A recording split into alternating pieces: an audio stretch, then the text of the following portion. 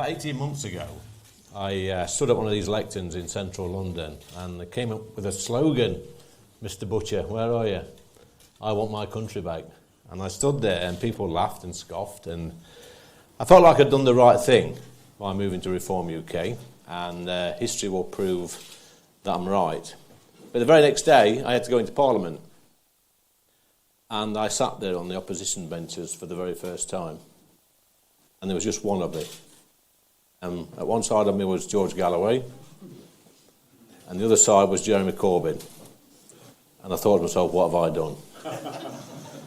But I thought, no, I'm going to stick it out, because opposite me was my old Tory friends. Some Tory friends there were looking at me, some proper Tories like Bradley, Brendan Clark-Smith, Ocko Longy, Jacob Rees-Mogg. They were looking at me and thinking, what's happened? What's happened to this place? There were other Tories as well, looking at me and smirking and laughing and giggling and pointing. Well, they're not laughing now, are they? Because I'm here, and a lot of them have lost their seats. And there's a big reason for that. I always sat there thinking to myself, it's just me, but I want some mates here, I want some muckers here, I want somebody to come and help me. And then, of course, Rishi called the election for July the 4th, 2024. And we expected to win a couple of 3 seats. I knew I was going to win my seat. People says, you're mad, you're not going to win your seat, you're 12-1 at the bookies. I says, no, I'm going to win my seat, because I know what people think. I know what people in Ashfield think. I know what the Red Wall thinks. I know that people out there are fed up with the main two parties. They're fed up with being promised one thing and given another, being treated like useful idiots. They've had enough. And I did win. Even though my boundary change made it more difficult for me to win, I did win, and I increased my vote share. And I expected to win 2 or 3 MPs. We got 5, which was great. And then, over time, we expected a few defections, a few by-elections. And the by-elections, we've had one that we won, which was Sarah in Runcorn. We sort of, we knew we had a good chance at that. We threw the kitchen sink at it. This is one of the toughest seats to win, a strong Labour seat. We've had a few defections, a few proper Tory MPs come to us over the years. There's 8 of us now sat on those green benches. And I'll be sat on those green benches tomorrow. And we'll all be sat there. And I'm thinking, what a change from 18 months ago when there was just me sat there. And now I've got all these wonderful Reform MPs. But we're going to add to that in the next few weeks. February the 26th is a by-election in Gorton and Denton. And hopefully we're going to elect a new candidate. I know there's been a lot of speculation who that candidate's going to be. Don't answer that. It's all right. I'll wait. And but we've had to think very carefully. We've had to choose a candidate that's got roots in this area, that knows about this area, that's lived in this area, been educated in this area, knows people in this area, and a lot of good candidates have come forward for this area. But we have a by-election on our hands. It's one that we want to win. And make no bones about it, this will be a real test for Keir Starmer. This cowardly Prime Minister, who, by the way, is run off to China, is running off today again to hide from PMQs, because I've got a PMQ tomorrow and I wanted to challenge him over something, but he's gone. He's going to China with Rachel from Accounts. They're hiding for the next week. You can tell the signs of a Prime Minister in trouble. They go abroad all the time. But he's got no hiding place, because we're going to have him. This is a key battleground, this seat here.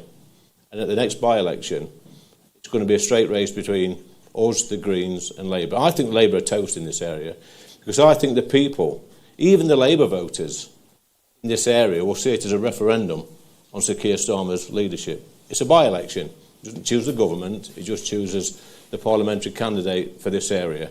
And I think they will come out and give him a kick in. I think some will go to the Greens, but a lot will come to Reform UK, because what we're hearing on the doorstep in this area is that people are fed up with this Labour government. They're fed up with the previous MP who's just stood down, and they're fed up with Keir Starmer. They want change. They want something completely different. And we've now got a man who's going to walk through that door in a minute, and we're going to introduce him to you all. He's going to be a great candidate for us. He's a man that's, like I say, he's got a strong connection with this area. He's a man that is fearless. He will debate anybody at any time, any venue. The left can't cope with him. And many of you may know him from his TV appearances and some of our rallies and conferences. He's going to be up here for the next 4 weeks, rattling doors, speaking to people, getting people on board, getting our volunteers out, getting the People's Army out to make sure that we win on February the 26th. He's going to come through that door now. It's Matt Goodwin. Matt.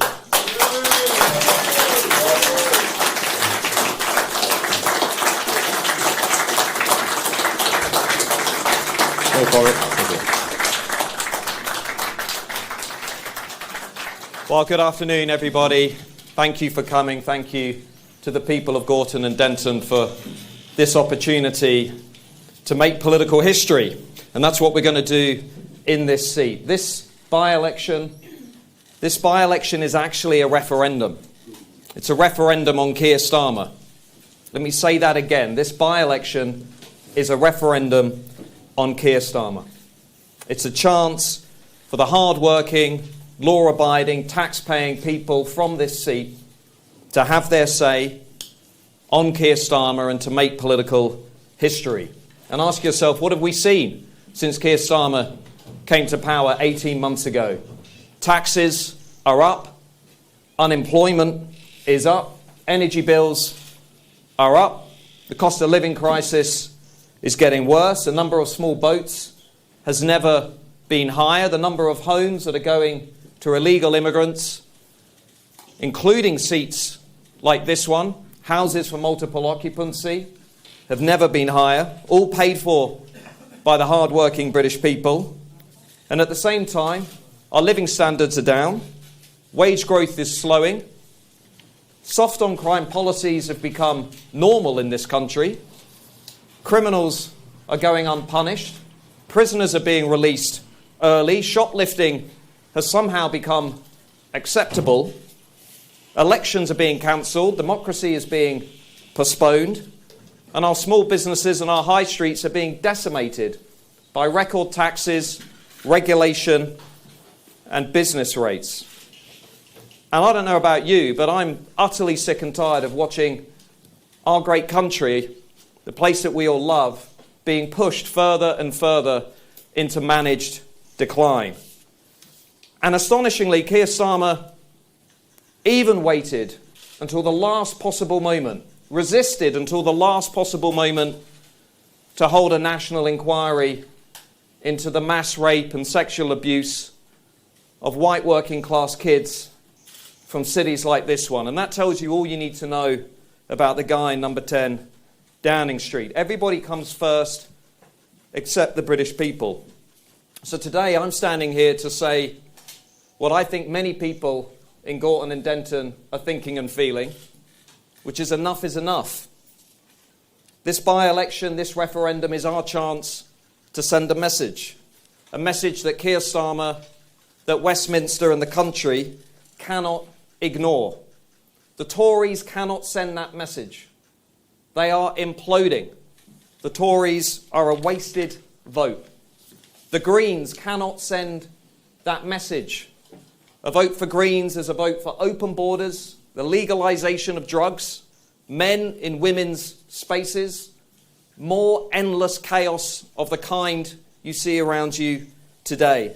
And the Labour Party certainly can't send that message because, as we've seen, they're more interested in fighting among themselves than actually speaking up and defending good, honest, decent, hard-working Brits. Only Reform can send that message. Only Reform can get rid of Keir Starmer. And I will send that message without fear or apology. I am not a career politician. I am not a Tory. I am not part of the establishment. I am not part of the Westminster blob. I am like many people in this seat and millions of people in this country, hard-working taxpayers who are just fed up of watching what is happening to their communities and to their home. And let me say something about this area. Some of you, many of you perhaps won't know too much about my life. Manchester made me. I'm incredibly grateful to Manchester. My grandfather worked 7 days a week in a steel factory a few miles up the road.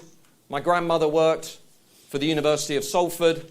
Both my parents worked for the National Health Service, defending the NHS in Manchester. And when I became the first person in my family lucky enough to go to university, which city opened up its arms and let me in? Manchester. I went to the University of Salford, round the corner from where my grandfather had worked in the steel factory. And actually, I worked my way through university, and I worked for a fast food chain. And the funny thing about this is I ended up delivering pizzas in this seat 20 years ago. I could deliver 3 pizzas in 30 minutes, which is a record. And it was Manchester that gave me my first start in life. And when I got my first proper job, it was Manchester that welcomed me back with open arms. And I went to work for the university, and I spent the happiest years of my life in Manchester, living up the road, having a great time. So I'm with you here today, and I say this genuinely. I'm not a career politician. I am absolutely at a loss with what is happening to our country. And I think we are worth so much more than what we see around us today. And I want to try and give something back to this area that's always supported me. And let me be blunt. I have a national voice. I won't be ignored. And that means the people of Gorton and Denton won't be ignored either. Westminster are going to have to listen to what I have to say. My promise to the local voters is simple, but authentic. It's real. I will serve you. I will work for you. I will fight for you. I will make sure you are heard. I will make sure you are respected. And I will make sure you are never ignored again. That is my promise.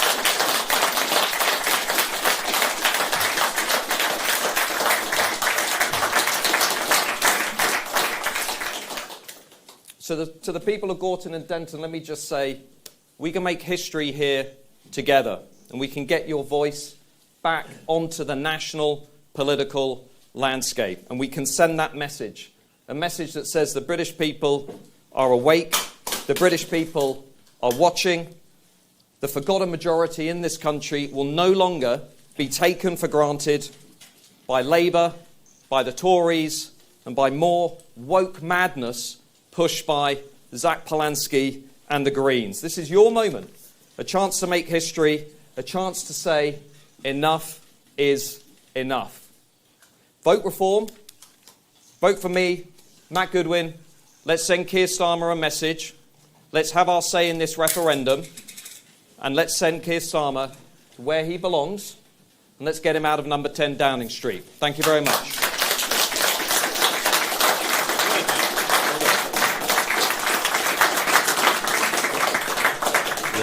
I think Matt's quite right. This is going to be a real test of Keir Starmer's leadership and a key battleground in the run-up to the next general election. So we've got some questions for the press now. Did Sam Coates turn up in the end? Sorry, Sam. There's a large South Asian population in this seat, a large Muslim population in this seat. What's your message to them? My message to everybody in this seat is if you are working hard, paying taxes, contributing to this economy, you should be as concerned by what's happening in number 10 Downing Street as I am. We have got a government under Keir Starmer that is clearly not in touch with the people in this seat. It's not about what your religion is, it's not about what your race is, what your ethnicity is. It's about whether or not you play by the rules, whether or not you feel that you're being respected, you feel the system is being fair to you, whether you can set up a business and make it thrive, whether your streets are safe, whether your high street is actually a place that fills you with pride. I don't view it in those divisive terms, Sam. I think lots of people in this seat are going to be saying, look, we've had the uniparty in this area all of our lives. And what's changed? Okay, thanks, Matt. I don't know why anybody would single out one community, but we'll go to Kevin Fitzpatrick from the BBC. Over here. Are you glad that Andy Burnham isn't running? And how do you respond to his argument for him needing to stand that he was trying to put an end to the divisiveness in politics, which I guess he was implying that was reform? Well, my argument would be Labour are clearly more interested in squabbling among themselves than actually representing and defending and working for the interests of people in the seat of Gorton and Denton. That is clearly what's been going on the last few days. I mean, this Labour government is so out of touch with the country, it's so out of touch with the public mood on mass immigration, broken borders, energy bills, cost of living, Chagos, I could go on and on. We have had, 13 U-turns? Prime Minister that's clearly not at all in touch with the British people. I mean, the thing that I find so striking about Keir Starmer is I don't think he understands the British people. I don't think he really connects with the country in a way that a Prime Minister should. So, look, I mean, this is ultimately Labour's seat to lose, right? This is one of the safest Labour seats in the country. Everyone who wants change is going to have to really get behind our campaign. Is going to have to help us get across the line. It's going to be a difficult campaign. I'm convinced we can win it. I'm convinced we can actually defeat Labour in this seat.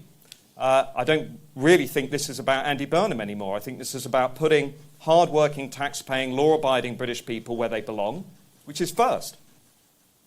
Yeah, 13 U-turns, you said, Matt. I think there's another one coming this afternoon on business rates. We'll go now to Helena Vesti, Manchester Evening News. One of Reform's policies is to scrap Northern Powerhouse Rail, which will be really monumental, those changes, for a lot of people here in this constituency who are commuters through Manchester and the rest of the north and are really crying out for improvements to rail infrastructure. What do you say to them if they feel let down that Reform could potentially scrap NPR?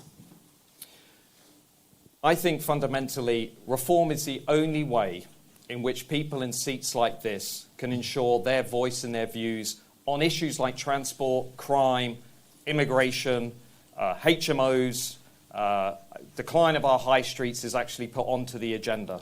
I don't think that what we're going to see in this constituency are people who are going to be wanting anything that looks remotely like the status quo, anything that's gone before, anything that's been pushed by Labour and the Tories. They're going to want a complete break from that, and they're going to want change. And I think fundamentally, look, my view is where the agenda on levelling up went wrong is it was never really taken seriously by either the Tories or the Labour Party.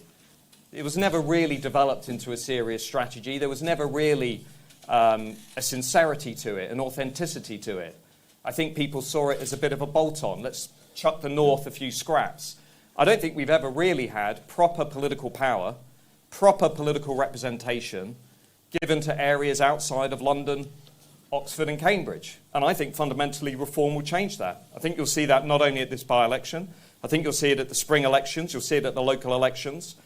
And ultimately, to me, just lastly, this is about political power.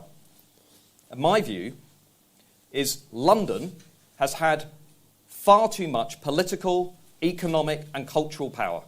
And we need to start putting that power back in the hands of local people and areas outside of the south. Yes, and of course we do want a better transport system for this region, but we want one that works properly and one that offers good value for money. Number 7, Peter Snepvang of the Daily Telegraph. Peter here from the Daily Telegraph. You've said so yourself, this is a very safe seat for Labour and has been for a very long time. So there are people here who have voted their whole lives Labour and it's in their blood.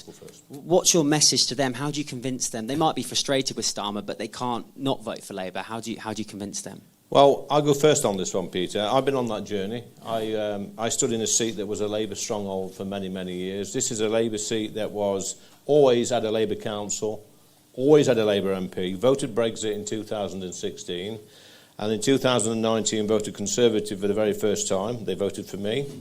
They did that. I know for my parents, for example, going to vote Tory for the first time was a very daunting thing after they were lifetime Labour voters. But many people in my constituency did that, and many millions around the country did that. Voters are much more nimble these days. They think about it a lot more, and they will punish any party at the ballot box who doesn't do what they promised at the general election, the previous general election. And people are looking at Reform UK now. They're saying what's happening in Parliament. They're saying what's happening in the country. And they know that their vote matters. And we saw it with Sarah in Runcorn last year. Safe Labour seat, I think it was the 15th or 16th. I think this one is about the 6th or 7th Safe Labour. There's no Safe Labour seats anymore. And these voters, they are not daft, they're not stupid. If you don't do what you're employed to do, they will come out and they will punish you. And they will punish Labour on February the 26th. Just add one thing to that. Recent days we've had a national debate about Conservatives moving over to Reform. I think there is actually something interesting in this seat, which is, as I said in my speech, I'm not a Tory, okay? There's a time in my life when I voted, believe it or not, at a general election for the Labour Party, okay? And the journey that I've been on is the same political journey that I think millions of people in this country have been on, including many people in this seat. Yeah. And they've looked at two parties that perhaps once upon a time looked like common sense, sounded like common sense, but they've watched them morph into something that doesn't represent the British people at all.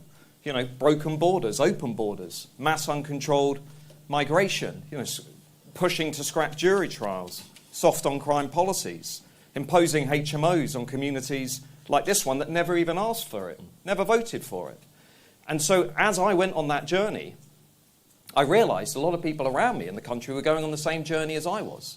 So I would just say to journalists in the room, we've had a debate in the last few weeks, right, about reform. I would just remind you that there are lots of people in this country too that are going on different political journeys but are arriving at the same outcome. Adam Clark, Roch Valley Radio. Good afternoon. Just talking more locally, what's the single concrete change you would deliver for Denton in Gorton your first year, potentially, as an MP? Not a national slogan, but something the residents here would directly be impacted by. It's not a politician's answer. There's not one thing. Let me give you a few things. I think people locally are very angry about HMOs. Yeah. I think they're very angry about what's happening to the high street and what used to be thriving markets and what's happened to the town centres. I think they're very annoyed about crime and antisocial behaviour. And as I said in my speech, at what point did it become acceptable to just allow shoplifting and antisocial behaviour in this country? When did that become acceptable? It seems that now we just shrug our shoulders and don't do anything about it. I think you're right, Matt. I think this community is not dissimilar from a lot of communities around the country. HMOs, Matt makes a great point, it's a big problem in my community. People of these communities aren't asked if they want an HMO, on their street, 2 or 3 HMOs popping up with, upwards of 4 or 5 single young men moving into these places, not working, creating all sorts of mayhem, committing crimes, terrorising neighbourhoods. We don't want it. I don't want it on my street. And I'm sure the decent people of Gorton and Denton don't want it on their street. And Matt will be a great champion because there are powers that the local council, there's legislation in place they can use to stop this, but they refuse to do it. Gary Carter, the correspondent. Okay. Hi there. Just again, a local one. There's been a few developments in Denton particularly that looks to rejuvenate the town. In fact, we're actually sat in one now. If Reform win, would you look to work with the people looking to invest in Denton and create it into a more thriving town centre? Yeah, as I said, I think that's one of the big issues locally. But in order to do that, you've got to start supporting small businesses much more than we're doing currently. And what we're doing is we're crippling small businesses in this seat, like we're crippling them across the country, with excessive regulation, high taxes, high business rates. So businesses are going bust. We are sucking the lifeblood out of our economy by smashing the very things that used to drive this economy and used to make us a prosperous nation. Small businesses, family-run businesses. And the Labour Party, the Labour government clearly doesn't get it. If you look at the front bench, you can understand why they don't get it. I don't think there's anybody that's actually built a business on the front bench of the Labour government. But there's that view that, well, if we just clobber everybody with taxes and regulation and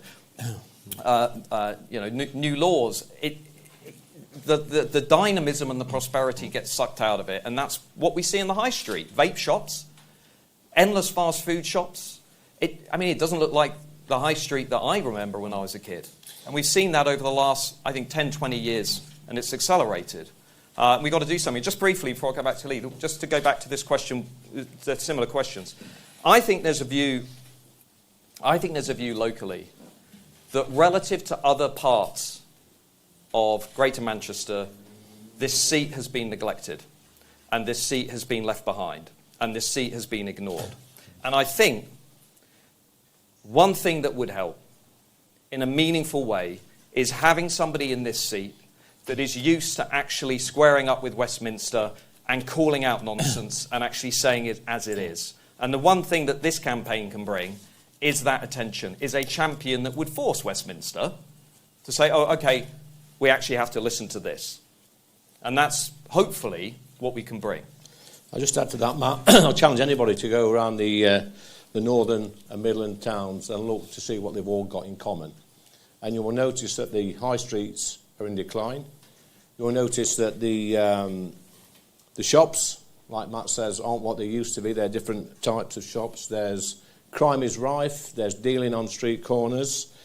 And what have all these towns and villages got in common? They've always had a Labour MP. They've always had a Labour council. And many of these bigger towns have got Labour mayors. Oh, and by the way, they've all ignored the grooming gangs. I'll just move on. James Tozer, Daily Mail. Thank you, Mr. Goodwin. You've spoken about obviously the recent defections from the Conservatives. Would you welcome former Conservative ministers like Nadeem Zahawi and Sir Oliver Braverman coming here to campaign on your behalf? Well, my view has always been that reform, when Nigel Farage really came back to reform and got it going at the 24 general election, he was quite clear when he called it a people's revolt. Now, my view has always been that the power behind this people's revolt has to, as the name implied, it has to come from the people from across the political spectrum. Left, right, centre, none of the above. That's what will give this strength, and ultimately that's what will fix our political system and fix the country. So I've never personally viewed, and I don't think people at the top of reform view it this way, I've never viewed it as a sort of Tory party 2.0. I've got lots of friends in the party who are former Labour people, former Lib Dem people, none of the above people. And to me, that's where the power of this movement really lies. Because what we are living through is truly historic. This is the most significant insurgency since the rise of the Labour Party 100 years ago, when it replaced the Liberals. I mean, this is a seismic political revolution that we're all living through. And I think the reason it is so strong and persistent is because the people in seats like Gorton and Denton are saying, these two parties, they don't come close to representing my values anymore. They're both okay with mass migration. They're both okay with net zero. They're both okay with woke ideology, which they've jammed down our throats for the last 20 years.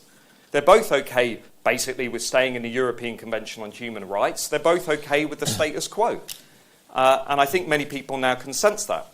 So I think it's about a broad tent and getting that broad tent together, but keeping the British people at the heart of it. On the way here today, I stopped at a cafe, and a chap came out in the car park and said to me, "Is it Lee, the Reform MP?" And I said, "Yeah." And he put his hand out and shook it, and he said, "Please carry on what you're doing. You've got millions of people behind you in this country. We need you. You're our last hope." And I get that everywhere we go in the country. And Reform UK are the country's last hope. And we'll keep fighting. We'll fight to get Matt elected. But we're going to have to go now, because we've got to go and rattle some doors. Matt's going to go to his own stomping grounds in Manchester, knock some doors, speak to some people and tell them why they should vote for Reform UK on February 26th. Thanks for coming. Thank you very much.